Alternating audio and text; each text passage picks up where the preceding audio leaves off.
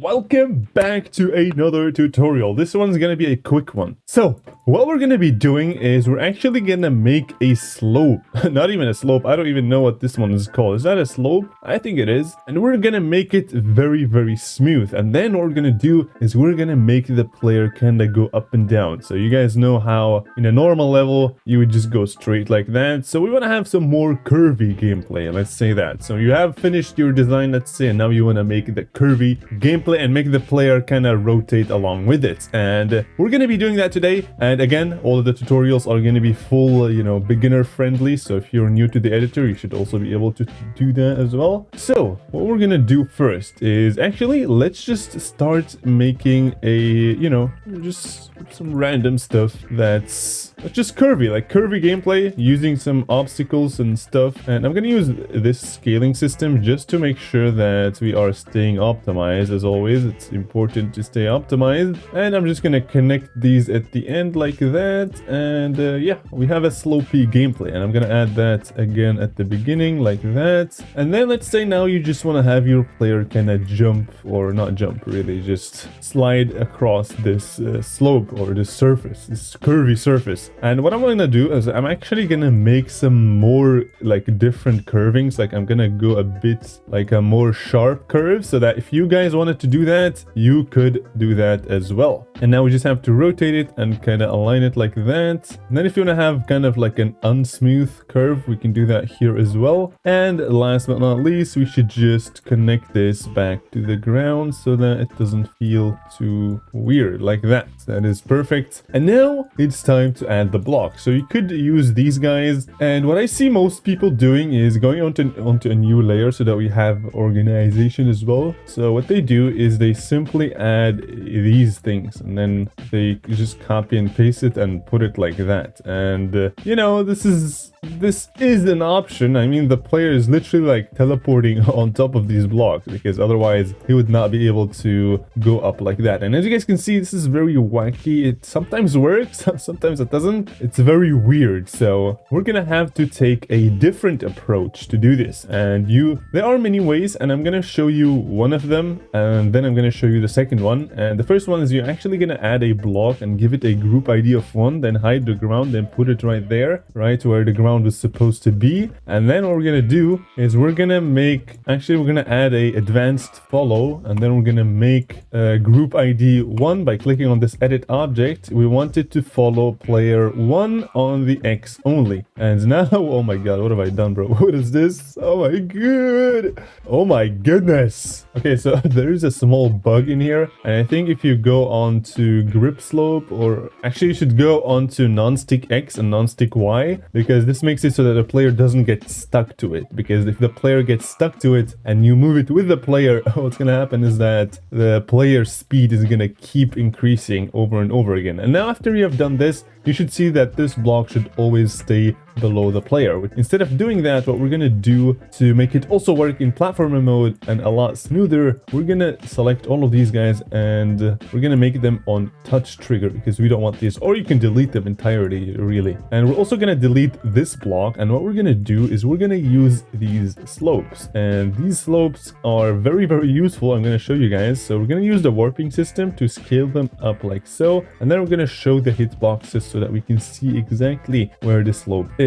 And what you're gonna do is simply just fill in the lines that you can fill in with these slopes. So for example, these very diagonal lines, we're gonna do like that. And then here comes the trick. So what you want to do here is you want to kind of place this over there and put the anchor point right at the corner, and then you want to put on this one and scale it down. And as you guys can see, now we are slowly recreating that specific surface that we wanted. Just make sure you don't use this like skewing system, because you guys can see how the hitboxes is getting messed up. So what we want to do is copy and paste this, go like that, and now you can't really scale it down even more because it doesn't really make any sense. So what else you can do is you can bring this anchor point to the left and then expand it like so. And as you guys can see, now it's slowly, actually let's just make this in the corner so that's much better like that. And as you guys can see, now the corner is just makes a lot more sense. This just fits so much more with with the actual thing. And this actually allows you to pretty much make curvy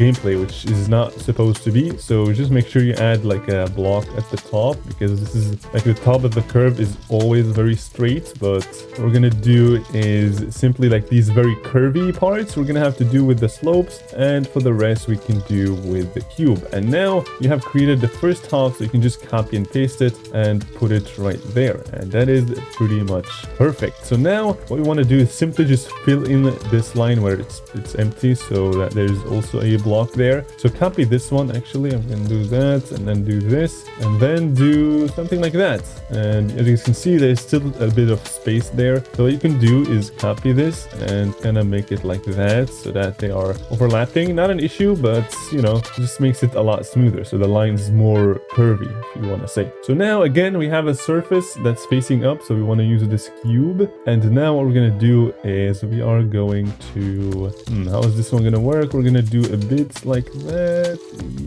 Yeah, like that should work. And now you have an up slope and a down slope, and that is pretty much it. Now you can just copy and paste, and that should be pretty much everything you need. And I'm just gonna go ahead and copy these things and put them exactly over there. And in here we did a lot of copy and paste, so we're gonna have to do it again. Just make sure you actually align them perfectly, because otherwise you're gonna do some work for nothing, which is not what we want. So like that, just place them right over there on the curve. And this one is actually a bit steeper, so we're gonna have to change the slopes in here, and we can do that very simply by again putting the anchor point in the top left corner and then doing like that, so something a bit more smooth. And then in here one again like that, and then another one with the anchor point on the corner, just so that the scaling is perfectly aligned with the center of the previous object. So now it's all down to just filling in these empty gaps so that we actually have something pretty cool. All right, now we have created this as well. Now we can just copy and paste it, and we are actually getting close to the end. So what we're gonna do is simply just continue the copy and paste. Really, that's all it's about. I'm just gonna go ahead and how does this work again? Like, wait, what? Why is this? Okay, I'm kind of confused right now, but okay, we need a surface block. That's right, because there's a, you know, the surface is facing up, so always don't forget to add that. And also just make sure that your lines are perfectly aligned with or snapped to the top of the surface of the curve that's behind. And to just do some precise work, it should work pretty well. Then here we can use like a normal slope, and in here we want to go even steeper like that. And now you can just delete these guys and add this one over here like so. And then there's the last slope, which we're gonna do using these guys that we just copied and pasted like that. Just make sure you align it perfectly like so, and then like that. This one's a bit weird, just make sure you don't have any weird things. And now you guys can see that we have created a curvy hitbox for the whole player. And now if you test it out, we're gonna go to platformer mode to make sure it works. And now if you guys can see, you have these slopes which are so